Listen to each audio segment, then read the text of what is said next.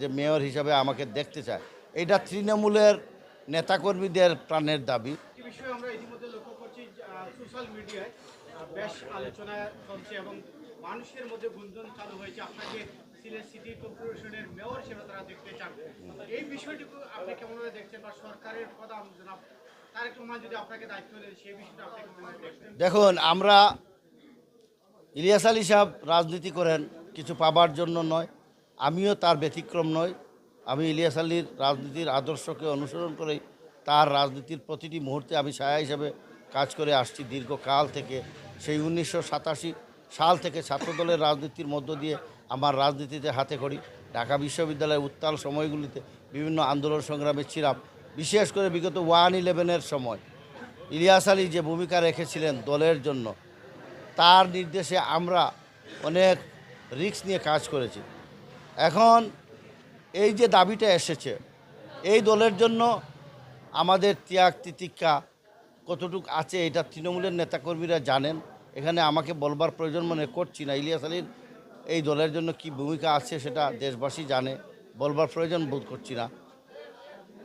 আমরা এই যে দাবিটা আপনি বলেছেন যে যে যে মেয়র হিসাবে আমাকে দেখতে চায়, এটা তৃণমূলের নেতাকর্মীদের প্রাণের দাবি, যারা বিগত 15-16টি বছর এই সিলেট অঞ্চলে, আমাদের এই নির্বাচনী অঞ্চলে যারা বিভিন্ন হামলা মামলা জেল জুলুমের শিকার হয়েছেন প্রতিনিয়ত, আজ অবধি তারা জেল মামলা নিয়ে ঘুরে বেড়াচ্ছেন।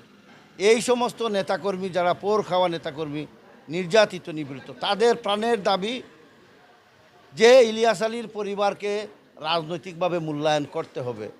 তারই ধারাবাহিকতায় আমাকে তৃণমূলের নেতাকর্মীরা মেয়র হিসাবে চাচ্ছে। কিন্তু দল কি সিদ্ধান্ত নেবে সেটা দলের বিষয়। দল, আমরা কিন্তু কিছু পাবার জন্য রাজনীতি করি না। এই দলের জন্য কাজ করে আসি, কিছু পাই কি না পাই, কোনো পদ পাই কি না পাই সেটা বিষয় নয়। মানুষের কল্যাণ করা হলো রাজনীতির মূল ধর্ম। ইলিয়াস আলী সাহেব মানুষের কল্যাণের স্বার্থে রাজনীতি করেন, আমরাও সে রাজনীতি করি।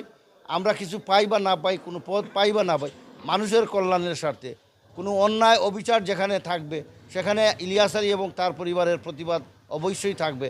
এবং মানুষের কল্যাণের স্বার্থে দল যদি মনে করে আমার মতো রাজনীতির একজন ক্ষুদ্র কর্মীকে কাজে লাগানোর প্রয়োজনীয়তা রয়েছে, তাহলে দলের সিদ্ধান্ত আমি মেনে নেব এবং এই অঞ্চলের মানুষের জন্য, দেশের মানুষের জন্য যে কোনো মুহূর্তে কাজ করবার জন্য প্রস্তুত আছি এবং প্রস্তুত থাকব।